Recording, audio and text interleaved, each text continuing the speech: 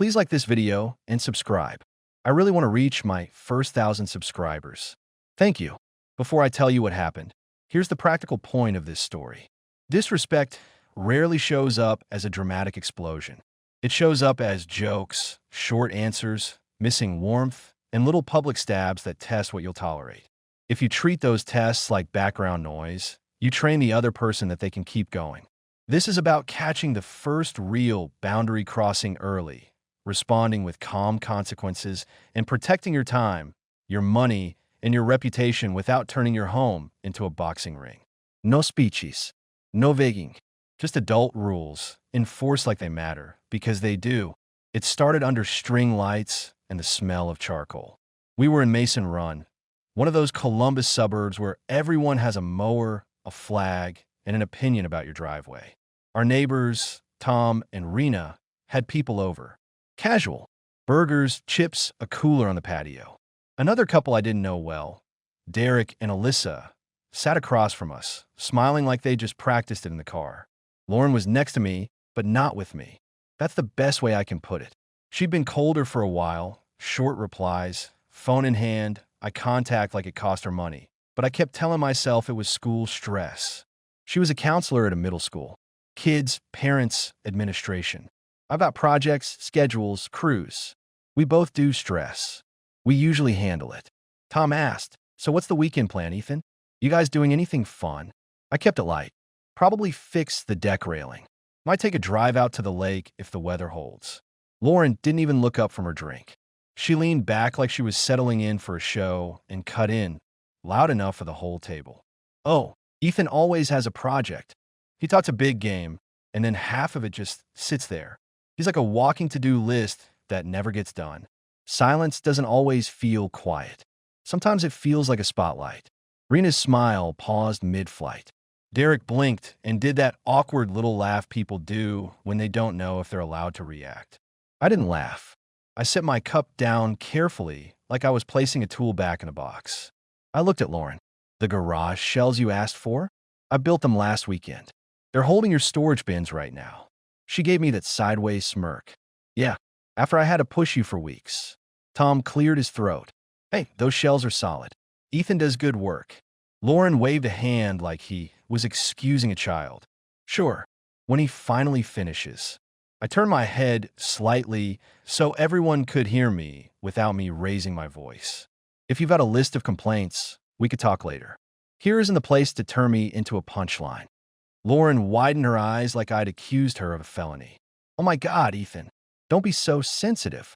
It's a joke." Alyssa tried to smooth it over. "My husband teases me too. It's normal." I nodded once, polite. Teasing is fine. Public disrespect isn't.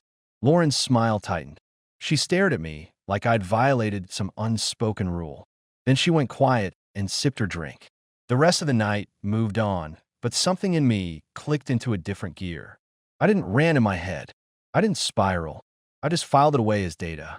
Because that wasn't exhaustion. That was a test. She wanted an audience.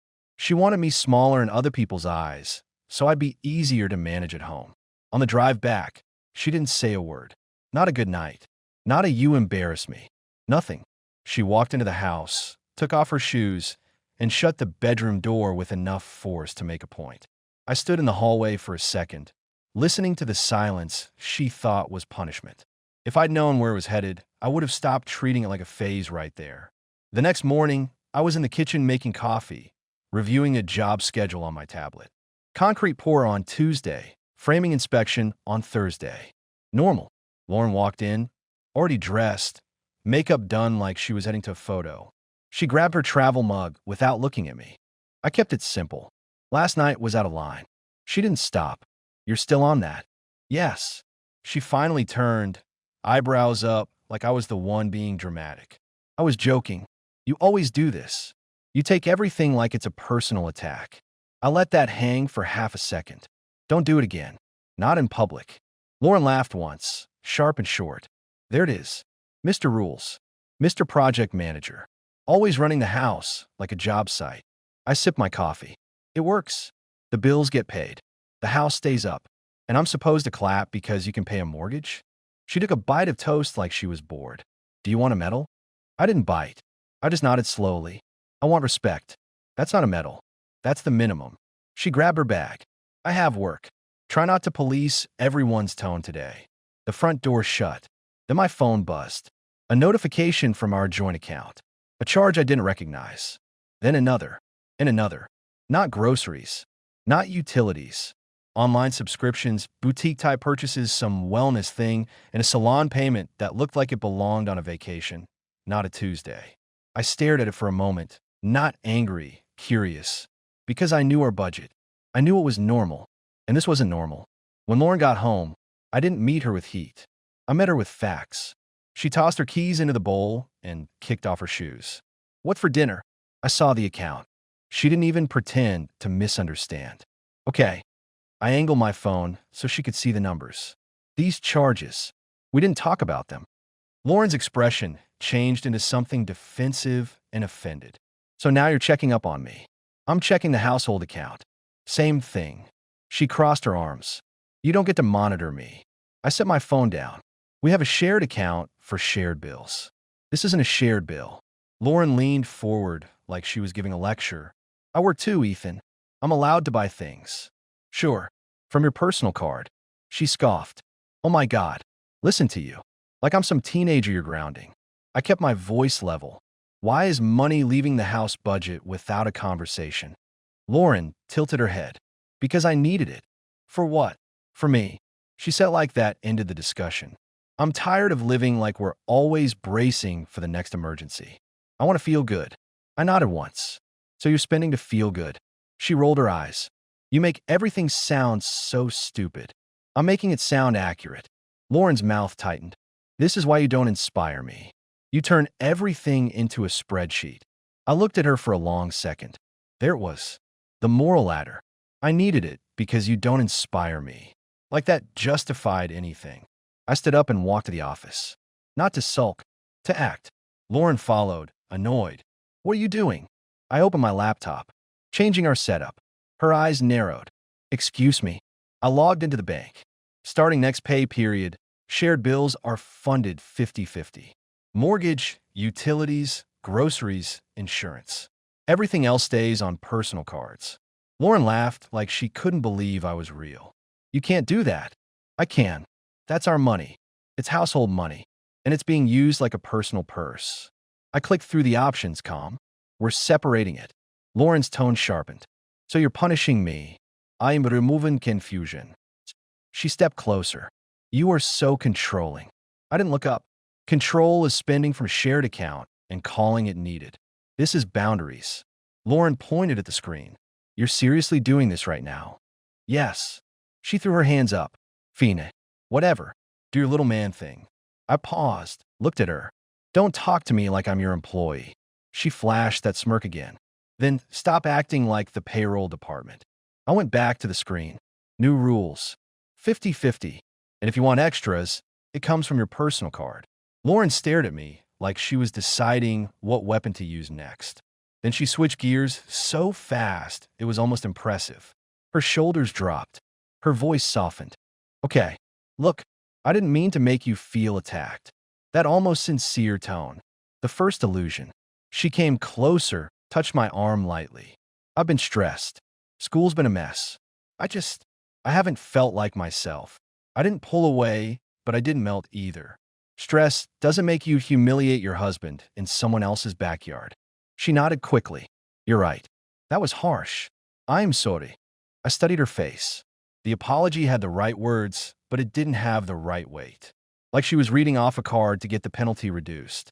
I closed the laptop. Okay, the rule stays. Her smile flickered, then returned.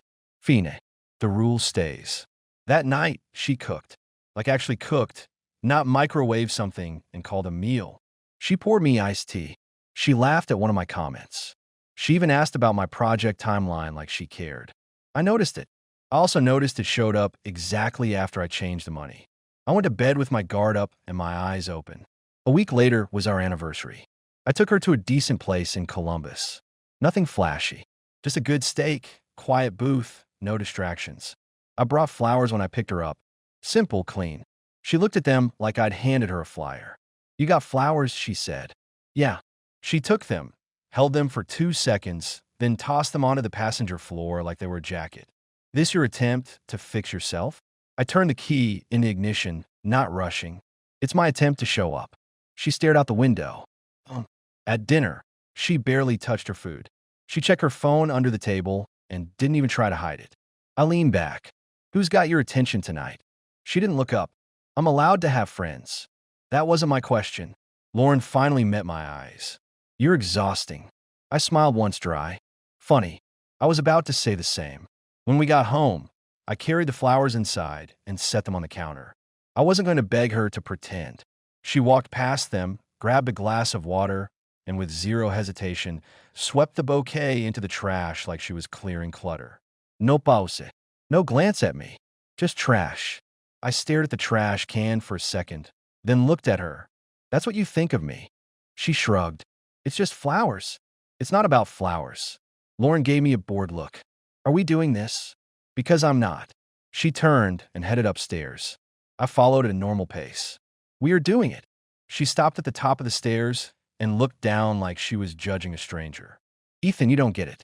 You think showing up with a steak dinner means you're a good husband. That's bare minimum. I nodded slowly. Okay, what do you bring? Her lips parted like she wasn't used to being asked that. Then she snapped back. I bring energy. I bring life. I bring disrespect. I cut in. You bring disrespect. Her face tightened.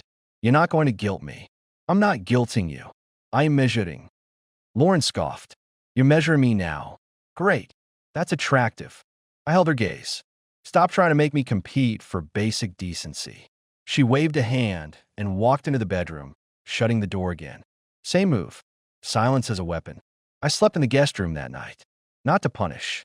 To stop pretending we were fine. If she wanted distance, she got distance. With structure.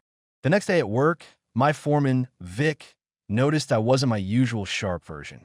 Vic is in his 50s, old school, speaks in short sentences, hates drama. He watched me check a site plan and said, You're quiet. I'm focused. Big grunta. You're too focused. That's how guys end up doing dumb stuff. I glanced at him. Like what? Like thinking a fire goes out if you ignore it. I gave a small nod. It's not being ignored. Vic's eyes narrowed.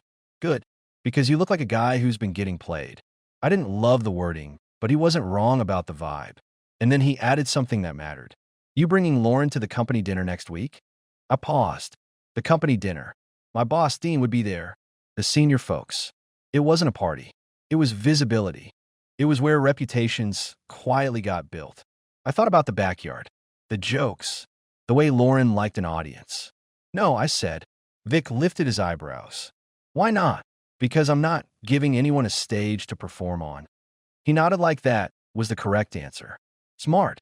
That was my initiative, entre thing, and it mattered. I didn't wait for the next slap. I removed the opportunity for it. When I told Lauren that night, I kept it casual. Company dinner next week, I said, washing a pan. I'm going solo. Lauren looked up from her phone. What? I'm going alone. Her face changed. What? Because last time you had an audience, you used me for entertainment. Lauren laughed like I was insane. So you're punishing me again. I'm protecting my work life. You're embarrassing me, she snapped. I set the pan down and dry my hands. Embarrassing, you would be dragging you there while you take shots at me in front of my boss. Lauren stood up. You're seriously banning me from events now? I'm limiting access. You can earn it back with respect. She stared like she wanted to argue, but couldn't find a clean angle. Then she went quiet. The silence returned, heavier this time. For 3 days, she barely spoke. She moved around the house like a roommate who hated you. Cabinets shut a little harder. Dishes clinked a little louder. She was trying to make me crawl back and apologize for having standards. I didn't. On the 4th day, she pivoted again. Second illusion, but ramping up. I got home, and she was waiting in the kitchen in one of those soft sweaters she knew I liked. Dinner was set. Candles. Not romantic, just staged. She smiled too much. Hey, I made your favorite. I looked at the table, then at her. What's the occasion? Her laugh was light. Does there need to be one? I took off my jacket. Usually when you're nice out of nowhere, it means you want something. Lauren acted wounded. That's such an ugly thing to say. Then prove it wrong. She stepped closer, hands on my chest, voice low. I miss you. I didn't step back, but I didn't lean in either. Do you miss me?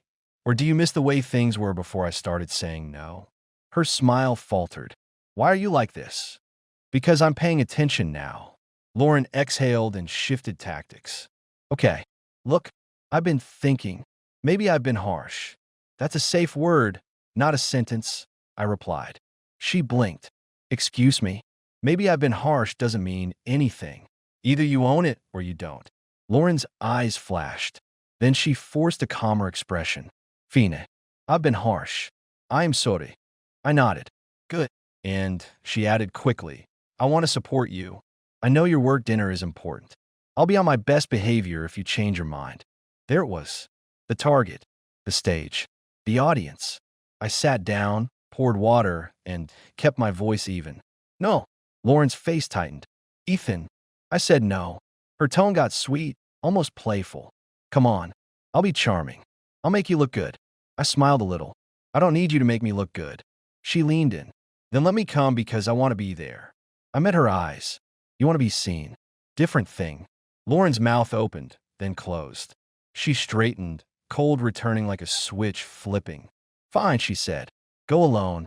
Make sure you tell everyone how difficult your wife is. I took a bite of food.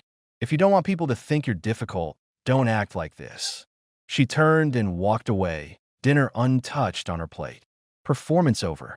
The company dinner came, and I showed up alone. It was at a nice place downtown. Not fancy, but clean, polished. The kind of place where everyone suddenly remembers posture. Vic was there with his wife. Dean was at the head of a long table, telling stories that weren't funny, but everyone laughed anyway. Halfway through, I went to the restroom, and when I came back, Lauren was standing near the entrance like she belonged there. Dress, heels, hair done, smile ready. She looked like a different person, warm, confident, glowing. Dean spotted her first. Ethan, you didn't tell me your wife was coming. My stomach didn't drop. It went still, like a machine shutting off. Lauren stepped in before I could. Surprise, she chirped. He gets shy about bringing me. He thinks he's the star of the show. A couple people laughed. Not big laughter. The unsure kind. I walked up calm. Lauren, we talked about this. She touched my arm lightly, like we were a happy couple. Don't be weird. I just wanted to support you. Dean smiled, enjoying the social moment. Well, have a seat. We've got room. Lauren looked at me like she'd won, like she'd forced my hand in public. I didn't raise my voice. I didn't argue. I just changed the rules right there. I looked at Dean. Dean, appreciate it. I'm gonna keep this one work only. It helps me stay focused. Dean blinked. Oh. Lauren's smile froze. Ethan, what are you doing? I held her gaze, voice low enough to stay professional. I'm not giving you a stage. Dean cleared his throat, suddenly uncomfortable. Sure. I get it. Lauren's eyes narrowed, and she leaned toward Dean with that bright smile again. He's been under a lot of pressure. He's a little tense. I looked at her. Stop. Not loud. Just final. Lauren's face hardened.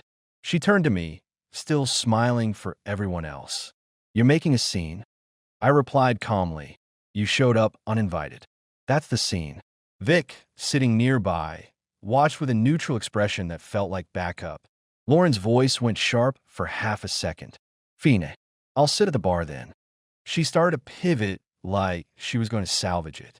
I stepped slightly into her path. No, you're going home. Her eyes widened.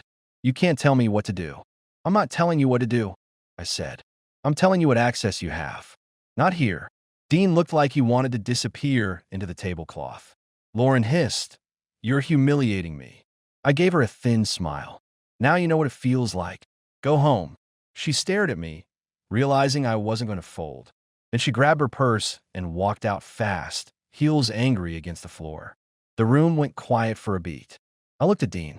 Sorry for the interruption. Dean nodded slowly. No buetis. Vic didn't say a word. He just lifted his glass slightly like good. Keep your spine. When I got home, the house was dark except for the living room lamp. Lauren was sitting on the couch, phone in her hand, legs crossed like she was waiting to judge me. I hung my jacket up calm. She didn't waste time. You acted like I was some stranger. You acted like my work life was your theater. Lauren stood up. You're unbelievable. You care more about your boss than your wife. I nodded. I care about my reputation. And you've been trying to sandpaper it down. She scoffed. You think you're so important. I think I'm not your punching bag. Lauren's eyes narrowed. You're paranoid. No, I said. I'm awake. She stepped closer, voice dripping with contempt. You know what the problem is, Ethan? You're boring. You don't make me feel anything. You're just there, like furniture that pays bills. I held her gaze. And you think that gives you permission to disrespect me? It gives me permission to want more, she snapped. Wanting more doesn't require turning me into less. Lauren laughed, bitter. God, you're so dramatic. I didn't argue. I just turned off the lamp and headed toward the stairs. She called after me. What? You're going to sulk now? I stopped halfway up. I'm going to sleep. Tomorrow we talk like adults. Lauren's voice followed, sharp. Adults? You mean your rules, your spreadsheets, your little punishments? I look back. If my rules bother you this much, you're free to live without them. She stared at me, and for a moment I saw it clearly. She wanted freedom, money, and status, without accountability. She wanted to spend as she pleased, come and go as she pleased, and still wear wife like a badge that guaranteed comfort. And she wanted me in the corner, apologizing for existing. The next few days were pure pressure. She gave me silence like it was oxygen she controlled. If I spoke, she shrugged. If I asked a direct question, she acted offended. If I didn't engage, she would suddenly laugh at something on her phone loud enough for me to notice. She was trying to pull a reaction out of me. She didn't get one. Tuesday came. I got home late. Long day. Concrètement went sideways. A supplier missed a window. The kind of day where you just want quiet and a shower.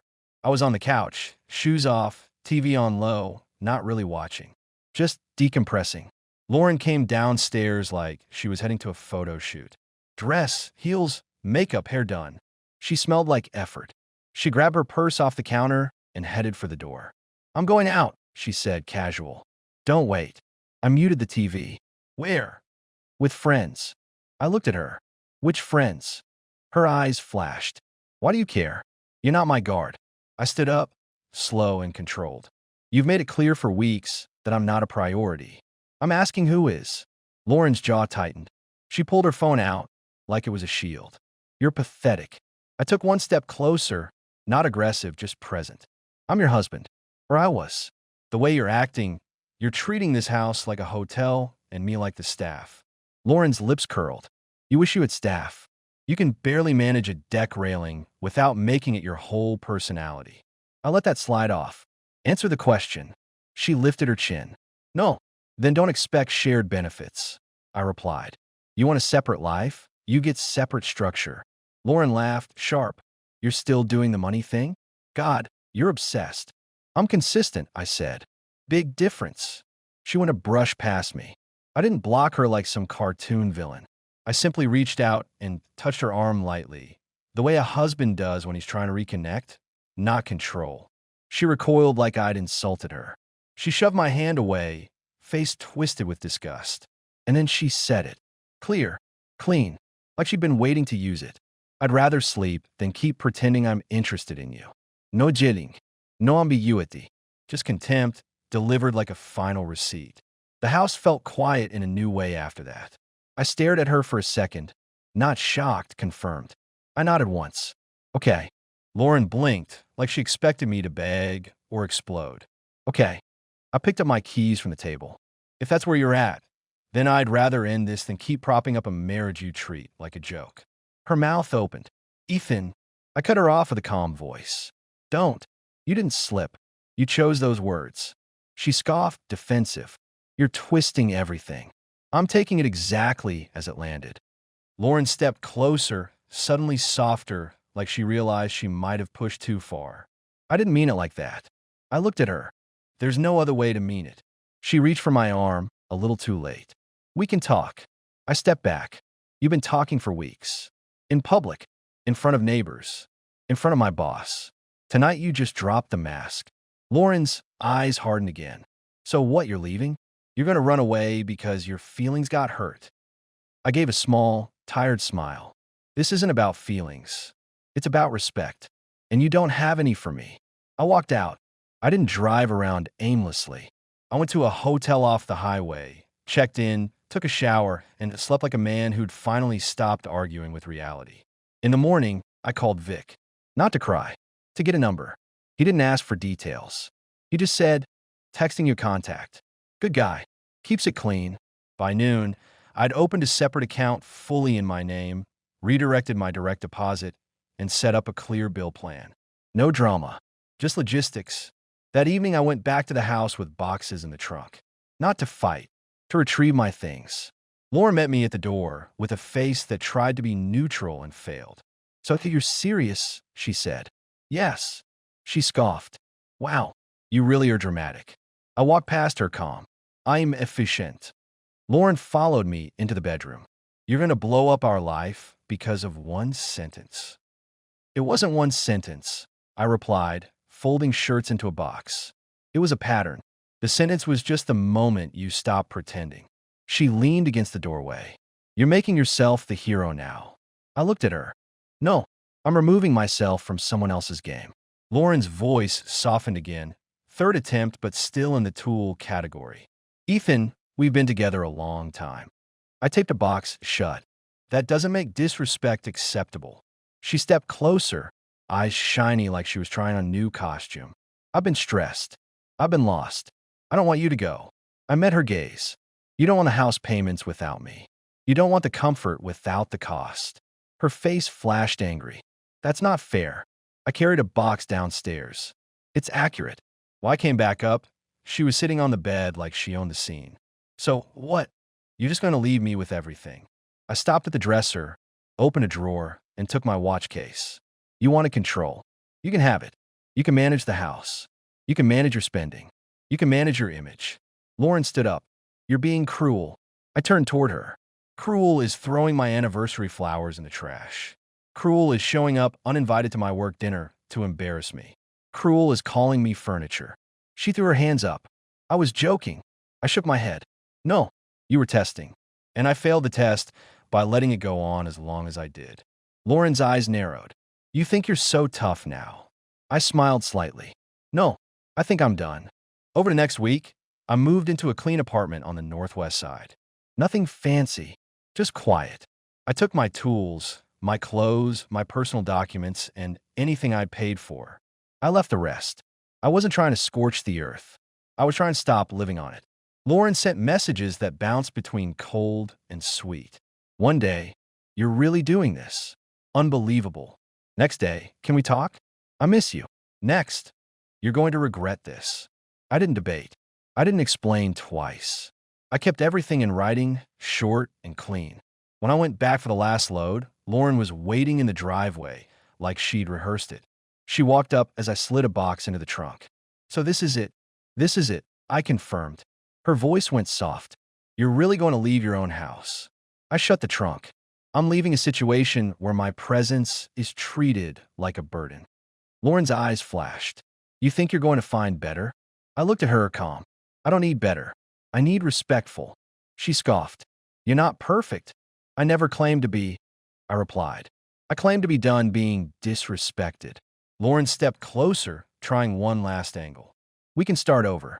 I'll be different." I nodded slowly. "You don't switch like that. You already showed me who you are when you think you have leverage." Her jaw tightened. "So you're just walking away and leaving me to deal with everything." I gave her a small, almost polite smile. "That's the part you wanted. You wanted the power. Keep it." She stared at me. And for the first time, the confident mask cracked. Not into sorrow, into panic. Because the comfort she'd been sitting on was moving out. I opened the driver door and paused, just long enough to make sure she heard the final line. "You don't get to talk your way out of what you've done. You wanted control. Now you can control it alone." Then I got in and drove away. A few months later, my life was quieter and better in a way that surprised me. Work stabilized. Without the constant tension at home, I was sharper. I got put on a bigger project, and it went well. My weekends weren't about fixing the vibe. They were about living. I finished my deck, took trips out to the lake with Vic and a couple guys from the crew, and I slept through the night. I started seeing someone new, Maya. She wasn't magic.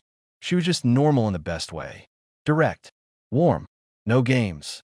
The first time I told her, "I'm not okay with that," she didn't laugh or call me sensitive. She said, got it, and adjusted. That alone felt like breathing clean air. Lauren? From what I heard through mutual neighbors, the house got heavy fast. Bills became a lot. Funny how that works when the boring furniture isn't paying half. She stopped coming to neighborhood gatherings. The few times someone saw her, she looked like she was trying to keep her story straight. I didn't check in. I didn't gloat. I just moved forward. And I'll tell you this, I don't miss the version of me who stood under string lights, getting cut down as a joke, and tried to smile through it. I miss my peace, and I have it now. Here's what I learned, tied to the exact moments that mattered. First, the first public joke isn't a joke if it changes how other people see you. That night in the neighbor's yard, I should have treated it as a serious boundary test, which I eventually did. Calmly stating, "Don't make me a show," wasn't drama. It was the start of adult rules. The mistake would have been laughing along, hoping she'd feel bad later. People don't feel bad when there's no cost. Second, when money gets blurry, your marriage doesn't get warmer by arguing. It gets clearer by structure. The 50-50 rule wasn't punishment, it was protection. The mistake would have been endless debates about intent. Intent doesn't pay bills. Behavior does. When she tried the soft apology right after losing access, that was information too. Kindness that appears only after consequences is often a tactic, not a change. Third, remove the stage before the next performance. Going solo to the company dinner and holding that line in front of my boss wasn't me being harsh. It was me defending my reputation where it actually matters. The mistake would have been letting her prove she can behave in the one place she'd already shown she wanted an audience. And finally, contempt is a finish line, not a phase. When she said she'd rather sleep than pretend interest, that wasn't a cry for help. That was a statement of how she saw me. The right move wasn't begging for a conversation. The right move was a clean exit, followed by clean logistics. Comfort without respect is just a slow leak. You can patch it with excuses for a while, but eventually you either fix the rules or you drown in the mess. I chose rules. Then I chose peace. That's the end of the story. And since you're here, you must have enjoyed it. Why not subscribe to the channel so you don't miss future videos? Thanks and have a nice day.